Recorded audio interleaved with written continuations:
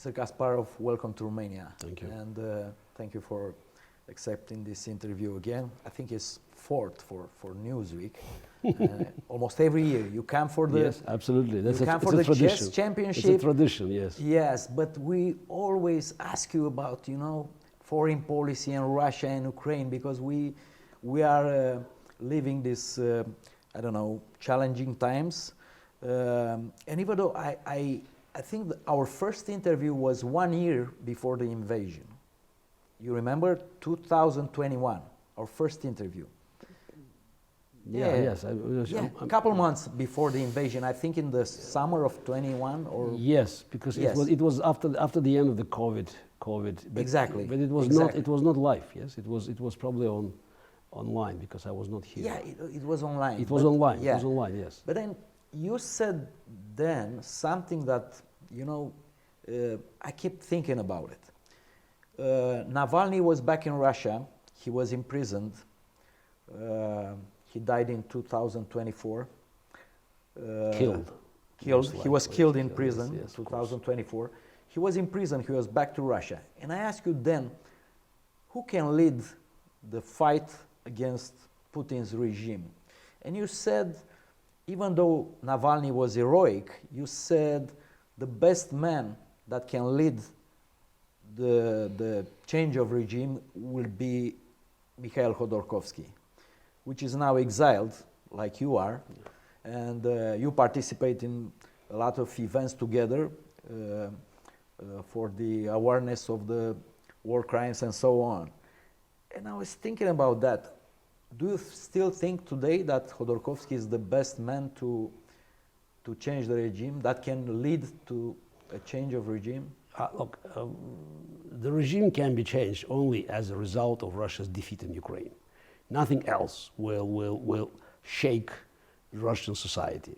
It's a Russian history that gives you a very clear indication that victories in wars strengthen the regime back to Napoleonic times and abandon reforms.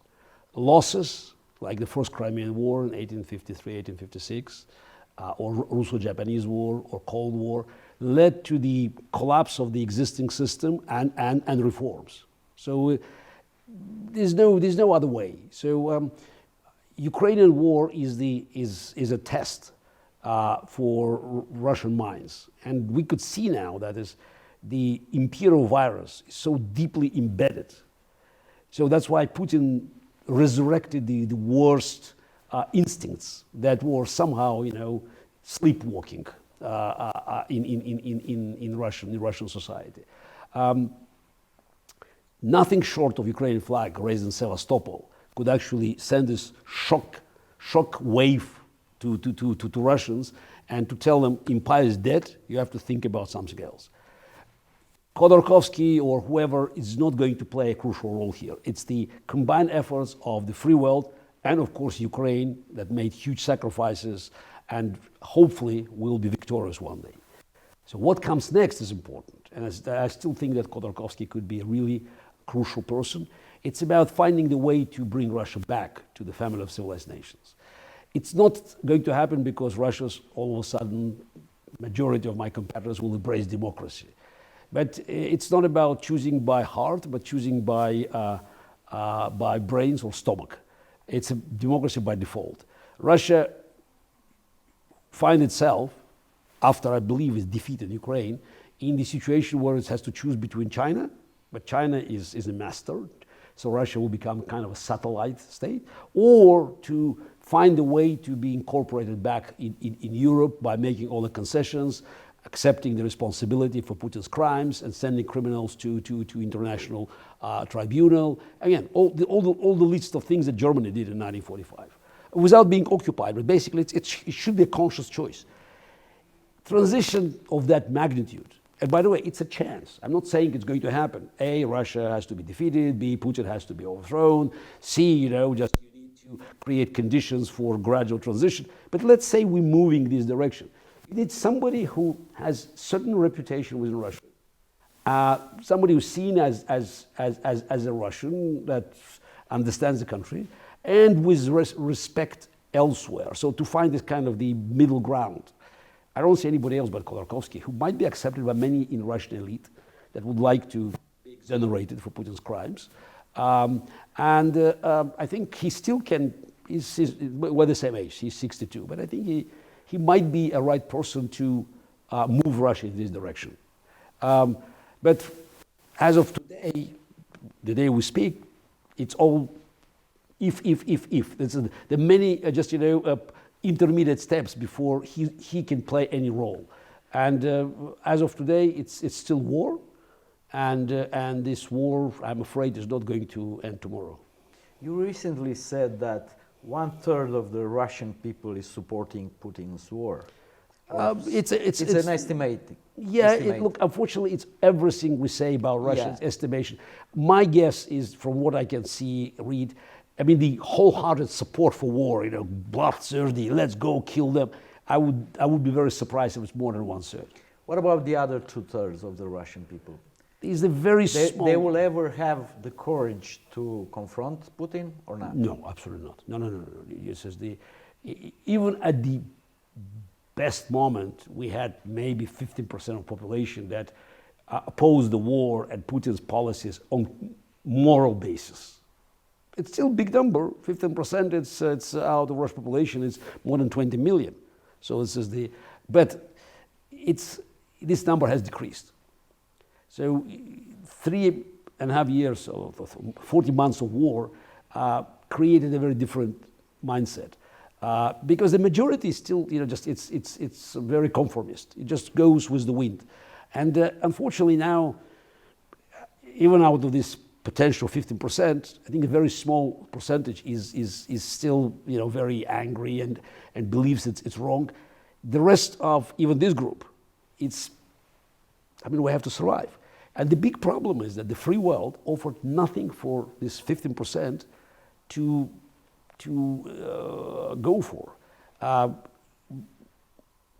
Myself and Michael Khodorkovsky, immediately after this Putin's full-scale invasion, came up with a plan, what we called Russian Taiwan, asking leaders of the free world, especially Europe, to offer opportunity for Russians that wanted to escape.